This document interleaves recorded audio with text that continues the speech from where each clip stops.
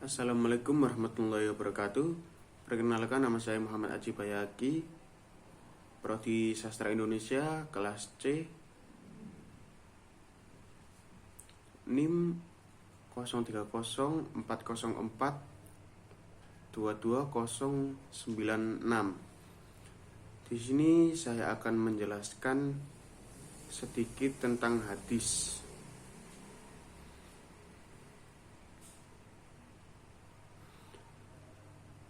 Hadis ditinjau dari segi persambungan sanadnya. Ditinjau dari bersambung dan tidaknya sanad, hadis dibedakan menjadi dua macam, muttasil dan muntakil. Hadis muttasil yaitu hadis yang terbukti memiliki mata rantai perawi bersambung dari mukhraj hadis sampai sahib al-matan atau Rasulullah. Tidak ada yang gugur atau tidak terputus. Menurut Ibnu Al-Saleh dan Al-Nawawi, yang dimaksud dengan hadis muttasil atau mausul adalah hadis yang bersambung sanadnya, baik persambungan itu sampai kepada Nabi maupun hanya sampai kepada sahabat Nabi saja. Yang kedua, hadis muntaqi, yaitu hadis yang mata rantai perawi dan mukhraj hadis sampai Rasulullah terbukti ada yang gugur. Hadis muntaqi adalah hadis yang sanadnya terputus di bagian mana saja, baik pada sanad terakhir ataupun periwayat pertama atau sahabat maupun bukan sahabat. Hadis muntaqi ada 4 macam, yaitu hadis mu'allaq jika yang gugur adalah perawi terakhir atau sanad pertamanya. Hadis mursal jika yang gugur adalah perawi pertama atau sanad terakhirnya. Ketiga, hadis mu'dal jika ada dua perawi yang gugur secara berurutan di tengah sanadnya. Keempat, hadis balaghiyat jika antara mukhori dan matan hadis tidak ada mata rantai perawinya, seperti periwayatan Malik, sebuah berita sampai kepada saya bahwa Nabi atau sahabat berbicara demikian ataupun berbuat demikian.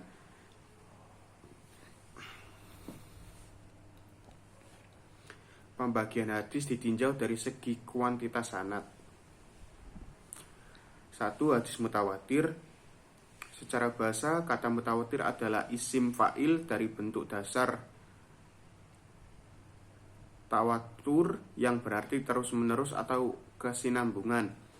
Sedangkan menurut istilah, hadis mutawatir adalah hadis yang diriwayatkan oleh jalur perawi yang banyak, yang menurut adat kebiasaan mustahil mereka bersepakat untuk berdusta. Syarat-syarat hadis mutawatir adalah: 1. Harus diriwayatkan oleh banyak jalur perawi, yakni adanya konsistensi jumlah perawi pada setiap tabaqat. 2. Menurut adat kebiasaan tidak mungkin sepakat berdusta. 3. Perawi yang dilakukan harus berdasarkan panca indera. Para ulama membagi hadis mutawatir menjadi 3 bagian, yaitu mutawatir lafzi, mutawatir maknawi, dan mutawatir amali. Yang kedua, hadis ahad. Secara bahasa, lafaz ahad yang merupakan bentuk jamak dari kata ahad berarti satu. Karena itu, hadis ahad adalah hadis yang diriwayatkan oleh satu jalur perawi, sedangkan secara istilah, hadis ahad adalah hadis yang di dalamnya tidak terpenuhi syarat-syarat hadis mutawatir. Hadis ahad menjadi 3, yaitu hadis masyhur, hadis aziz, dan hadis gharib. Pembagian hadis ditinjau dari segi kualitas sanad dan matan.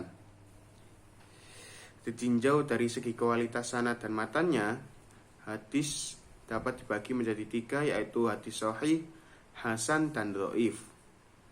Hadis sahih adalah hadis yang tersambung sanadnya dengan periwayatan perawi yang adil dan dabit dari perawi pertama sampai perawi terakhirnya, tidak mengandung unsur zat dan ilat.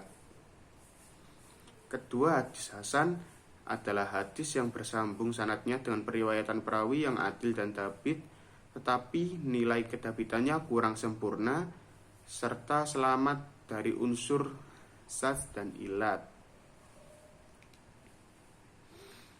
Ketika hadis dhaif didefinisikan sebagai hadis yang tidak memenuhi syarat-syarat hadis sahih dan hadis hasan secara khusus. Hadis dhaif adalah hadis yang terputus sanadnya atau di antara periwayatannya ada yang cacat atau matanya bertentangan dengan akal sehat. Dalil yang tingkatannya lebih tinggi yaitu riwayat-riwayat mutawatir, tujuan pokok ajaran Islam dan fakta sejarah yang lebih tegas atau redaksinya tidak menggambarkan sabda kenabian. Hadis ditinjau dari penisbatan pada pembicaranya. Dari segi penisbatannya, hadis dibagi menjadi 4, yaitu hadis qudsi, marfu, mauquf, dan maqtu. Hadis qudsi adalah hadis yang didasarkan kepada Rasulullah SAW dan oleh beliau didasarkan kepada Allah. Contohnya adalah hadis riwayat Imam Muslim tentang larangan berbuat zalim. Hadis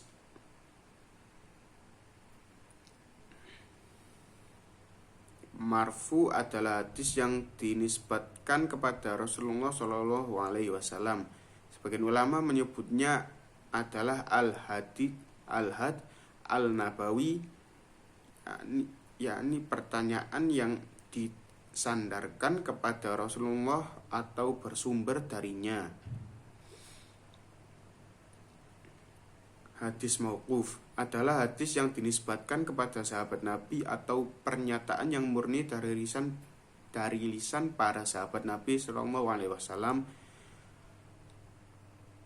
Namun demikian, jika pernyataan dalam suatu hadis masih dihubungkan dengan kehidupan Nabi SAW, misalnya terdapat qorina yang dipahami kemarfu'annya kepada Nabi seperti ucapan mereka pada zaman Nabi SAW. Ulama hadis sepakat bahwa hadis mauquf tidak memadai sebagai sumber agama atau la yutajbih.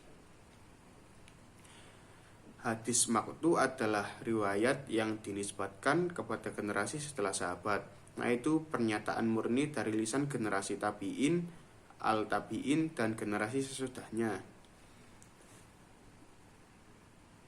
Sekian dari saya.